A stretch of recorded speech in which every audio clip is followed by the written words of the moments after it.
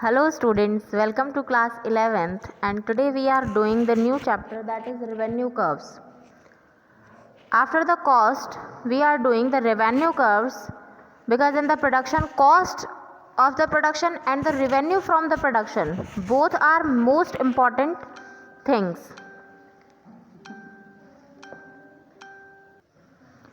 So in this chapter we are reading that what is the meaning of revenue, types of concept of revenue, relationship between TR, AR, MR means total revenue, marginal revenue and average revenue.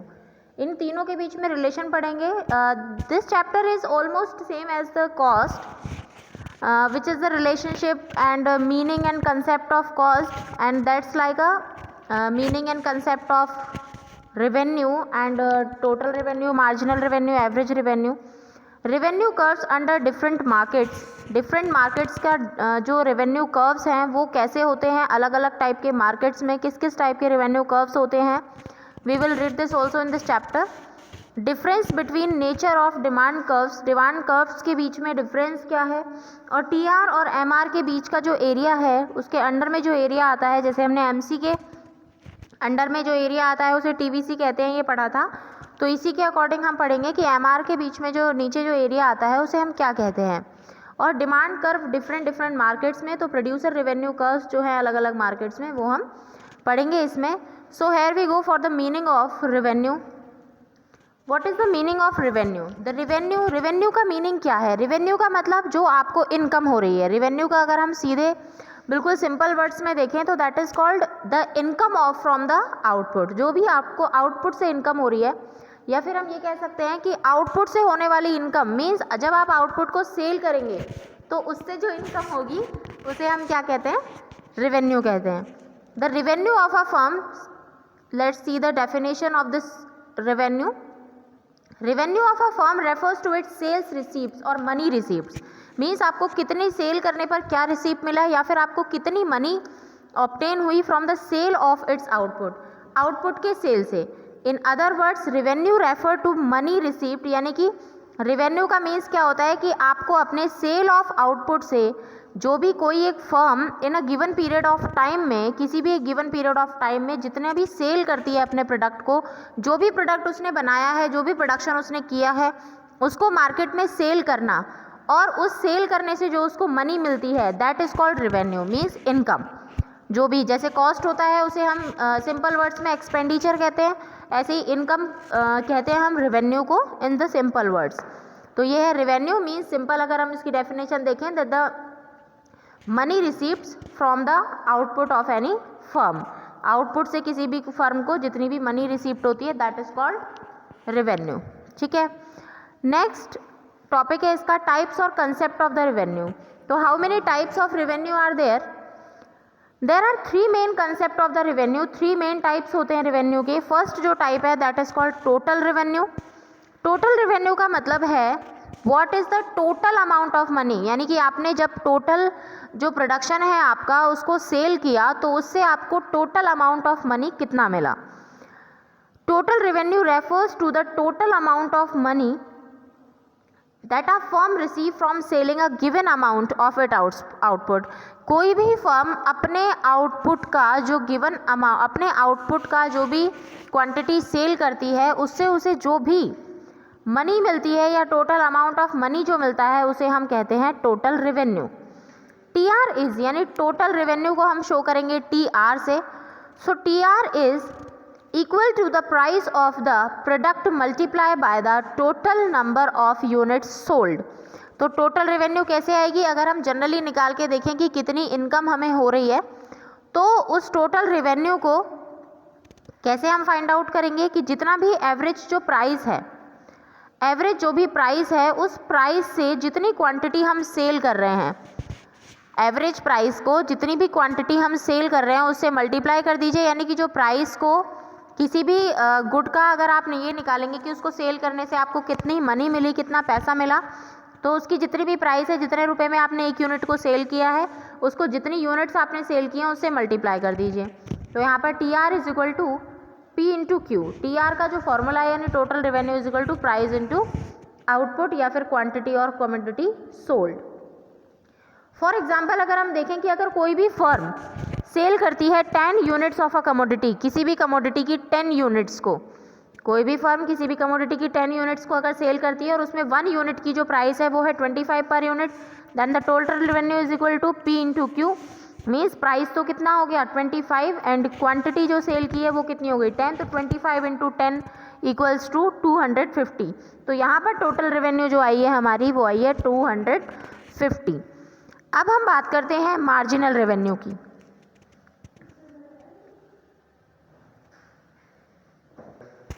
Now the next topic is marginal revenue. Next topic क्या है हमारा, marginal revenue. जैसे हमने cost वाले chapter में पढ़ा था, cost, marginal cost पढ़ा था और टोटल कॉस्ट पढ़ा था, तो ऐसे ही यहाँ पर टोटल रेवेन्यू और मार्जिनल रेवेन्यू के बीच में रिलेशन है। मार्जिनल रेवेन्यू फॉर्मूलाज आपको सेम मिलेंगे बिल्कुल। Marginal revenue refers to the addition to total revenue which result from the sale of any additional unit of output. Means output की एक एक्स्ट्रा यूनिट सेल करने पर, किसी भी प्रोडक्शन की, जो भी आप प्रोडक्शन कर रहे हो, जिन भी गुड्स का, सर्विसेज का, उसकी एक कोई भी एक्स्ट्रा यूनिट सेल करने पर आपके टोटल रेवेन्यू में जो भी चेंज आता है that is called marginal revenue.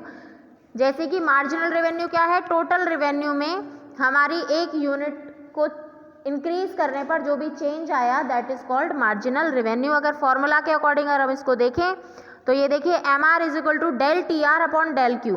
अगर फॉर्मूला के लिए हम नीचे से ऊपर की तरफ चलते हैं, डेल Q से चलेंगे, क्वांटिटी में से चेंज होने पर, डेल का मीन्स होता है चेंज, तो क्वांटिटी में चेंज होने पर टोटल रेवेन्यू में जो चेंज आया that is called marginal revenue. इसे कहते हैं मार्जिनल रेवेन्यू। इसका एक अदर फॉर्मूला जो कि मार्जिनल कॉस्ट का भी था सेम, MRN मीन्स जिस भी कमोडिटी की या जिस भी यूनिट का आपको मार्जिनल रेवेन्यू निकालना है उसकी रेवेन्यू कैसे निकलेगी कि total revenue minus total revenue उससे पहले वाली यूनिट की, जिसकी आप निकाल रहे हैं उसकी टोटल रेवेन्यू और उससे पहले वाले यूनिट की जो मार्जिनल रेवेन्यू। यानी कि आप नीचे से जब भी किसी टेबुलर फॉर्म में आप निकालो तो आपको नीचे से ऊपर वाली जो टर्म्स हैं उसको क्या करते जाना है, सब्ट्रैक्ट करते जाना है, इजीली आपका आंसर आ जाएगा। न्यूमेरिकल का जब हम करेंगे तो उसमें इसको हम देखेंगे, एक और क्वेश्चन इसका। जैसे देखिए एक एग्जाम्पल यहाँ पे दिया हुआ है, the firm earns total revenue of 250। एक फर्म जो है वो 250 अर्न करती है जब वो 10 यूनिट्स सेल करती है। If the sale of the commodity increases from 10 to 11 unit, अगर कमोडिटी 10 यूनिट सेल किया तो 250 उसको इनकम हुई, लेकिन जब 11th यूनिट वो सेल करती है तो उसे इनकम होती है 260। यानी 10 यूनिट से कितनी हो रही थी 250 और अब 11th यूनिट से कितनी हो रही है 260। तो अगर हम निकालें इसका मार्जिनल रेवेन्यू तो marginal revenue is equal to 260 यानी del TR upon del Q। तो डेल TR ये वाला फॉर्मूला हम अप्लाई करेंगे, del TR upon del Q। तो डेल TR यानी TR में कितना चेंज आया, टोटल रेवेन्यू में कितना चेंज आया, 260 minus 250 is equals to 10 and 11 minus 10 is equal to 1, then 10 upon 1 is equal to 10। तो ये हो गया हमारा मार्जिनल रेवेन्यू। क्लियर। तो ये हो गया मार्जिनल रेवेन्यू। किस तरीके से आप मार्जिनल रेवेन्यू को फाइंड आउट करते हैं टोटल रेवेन्यू के through. Now the third and last one that is average revenue. Average revenue का कंसेप्ट थोड़ा सा बड़ा है। Average revenue is the revenue per unit of output sold, यानी कि किसी एक यूनिट का प्राइस, किसी एक यूनिट का जो प्राइस है दैट इज कॉल्ड, यानी कि टोटल रेवेन्यू में अगर आप क्वांटिटी जो भी आपने सेल की है उसका अगर आप डिवाइड दे देंगे तो that is called average revenue.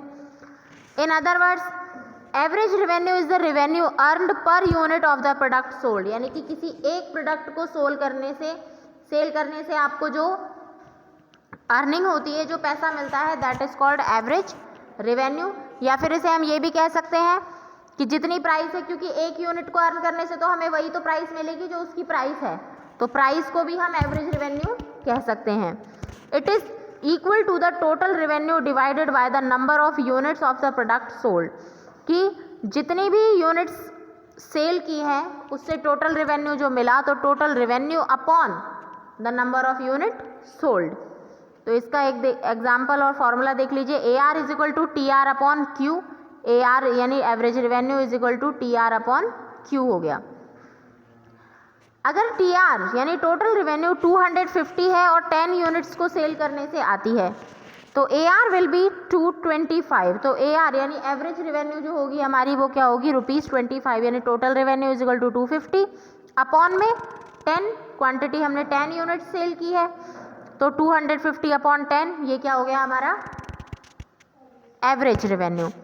अब एक पॉइंट अभी मैंने आपको बताया था that at AR is the same thing as price कि एवरेज रेवेन्यू जो है उसको हम प्राइस भी कह सकते हैं। एवरेज रेवेन्यू को हम कह सकते हैं प्राइस भी क्योंकि एवरेज रेवेन्यू प्राइस के इक्वल होती है। AR is the price of 1 unit of output because price is always per unit of a commodity की प्राइस जो है वो हमेशा पर यूनिट ऑफ कमोडिटी यानी किसी भी कमोडिटी का पर यूनिट प्राइस होता है उसे ही हम AR या एवरेज रेवेन्यू कह सकते हैं। सो कैसे प्रूव करें देखें, जैसे कि इक्वेशन फर्स्ट हम देखते हैं TR equals to P into Q। Total revenue आती है प्राइस को क्वांटिटी से मल्टीप्लाई करने पर। AR का फॉर्मूला हमने लिखा है TR अपॉन Q। तो अगर ये देखिए अगर हम इसमें प्राइस का फॉर्मूला निकालें तो प्राइस का फॉर्मूला भी जो आएगा वो आएगा TR अपॉन Q क्योंकि प्राइस को इधर रखेंगे तो Q को इस तरफ ले जाएंगे तो ये डिवाइड में चला जाएगा तो P यानी प्राइस का फॉर्मूला भी TR अपॉन Q और AR का फॉर्मूला भी यही है TR अपॉन Q। तो दोनों इक्वेशंस को इक्वल रखने पर AR is equals to P show होगा। तो ये हमारा फॉर्मूला निकल के आया है AR is equals to P। तो AR जो है वो प्राइस के बराबर होता है क्योंकि एवरेज रेवेन्यू जो होती है वो वही होती है जितनी उसकी प्राइस है।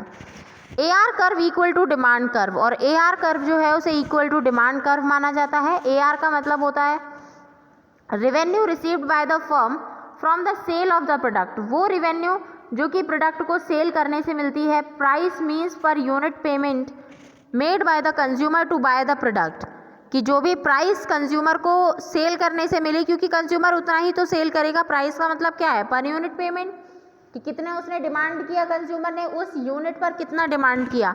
इसी वजह से जो एवरेज रेवेन्यू है उसे हम क्या कहते हैं डिमांड कर्व के इक्वल कहते हैं।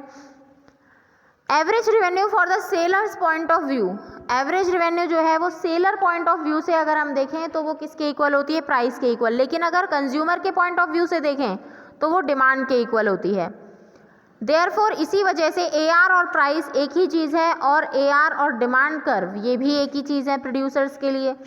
इसी के वजह से AR is called also demand curve since it indicates quantity demanded, क्योंकि ये अलग अलग प्राइसेस पर लोग कितना डिमांड करेंगे ये शो करता है। डिफरेंट प्राइसेस पर AR कर्व यही शो करता है कि पर्सन्स जो हैं वो कितना कितना डिमांड करेंगे। This is called there is hence the completed 3 types of revenue curves, and the next about the diagrams of all these concepts we will discuss tomorrow in the next video. So thank you, have a nice day.